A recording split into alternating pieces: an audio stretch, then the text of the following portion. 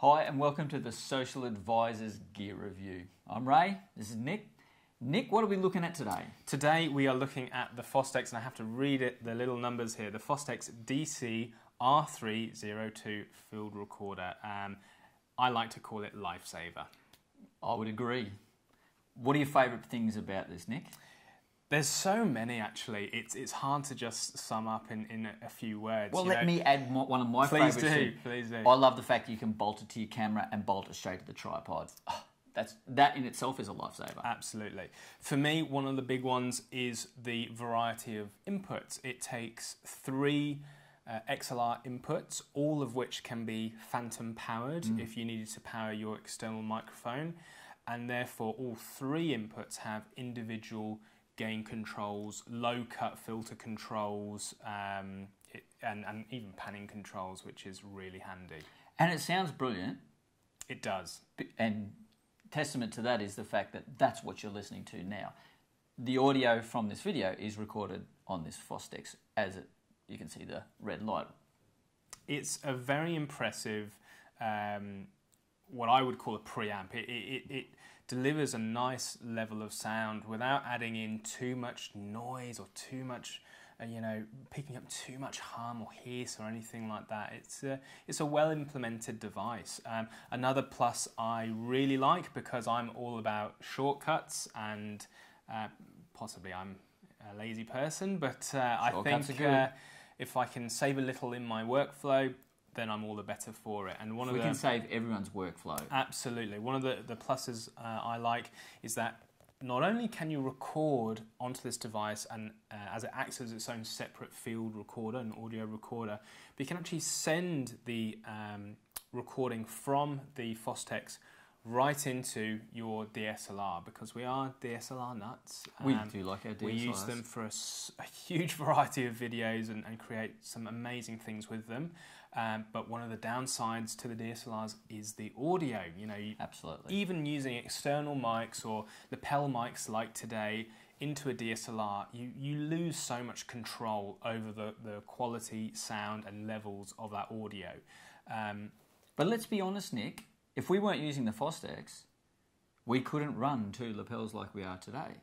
That's very true. It would require a bit of an extra step, and that would require another external recording device. It would require more mounting options.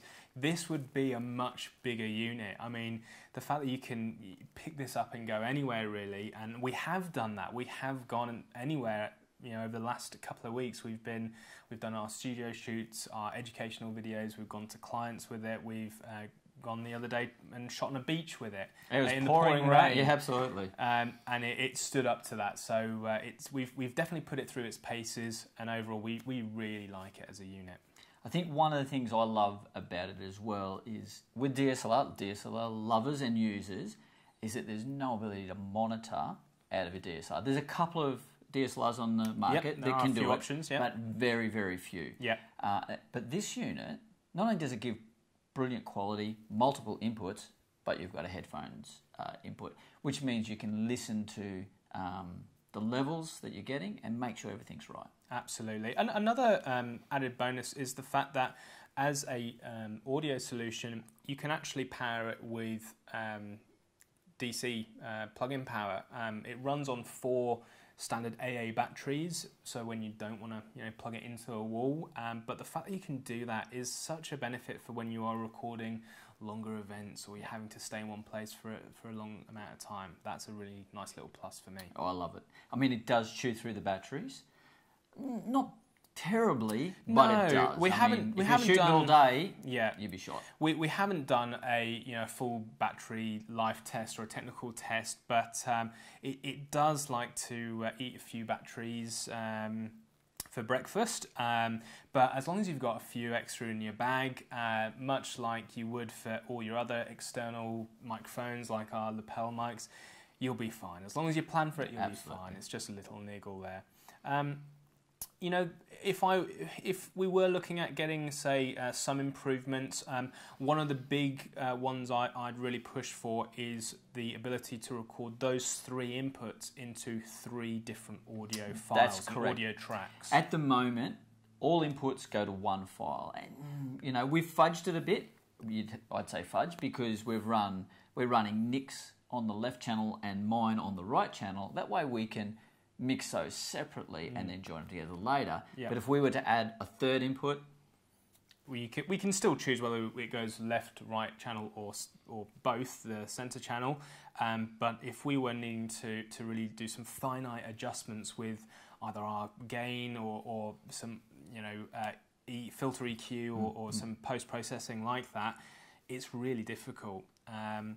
So that is one little area I'd like to see improved for next time. Yeah, that'd be lovely. That'd be lovely. Yeah. I mean, I'm pretty sure this is the number one off the rack, so no doubt they'll be looking to make some improvements. Absolutely. If that's the case, they have done extraordinarily well. I mean, they even make a little manual, but it's what, 6 pages long, and that is really testament to their design of this unit. They've said, what is the best way we can record audio in the most simple way of doing that, and they've done that. You take it out of the box, you plug it in, and if you've recorded a little bit of audio yourself, you know what you're doing straight away. So yeah, it's simple, but it gives you good control. Absolutely. So some units can be far too simple, you have no control, and some then are way too technical or complicated that you boggles the mind, except for the extreme pros. This sits right in the middle of control, but simple. Absolutely. So Ray, what are your key takeouts from this unit?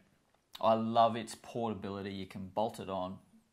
You can put AA batteries in and away you go. How about for you, Nick?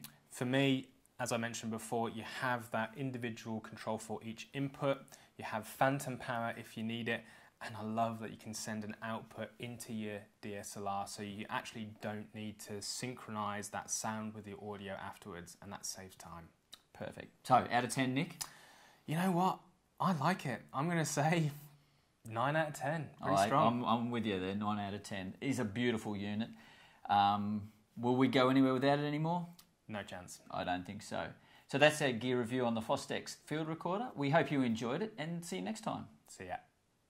Thanks Ray and Nick for doing an awesome review on the Fostex Digital Field Recorder. So those of you out there watching this, you might be thinking, hey, you're doing some pretty cool reviews, but we also do this with a focus on professionals. And so my job is to come in here and say, well, as a professional, when you're going to spend the bucks on this thing, when should you use it? When should you buy it? When should you invest in it? And when is it actually going to come in handy?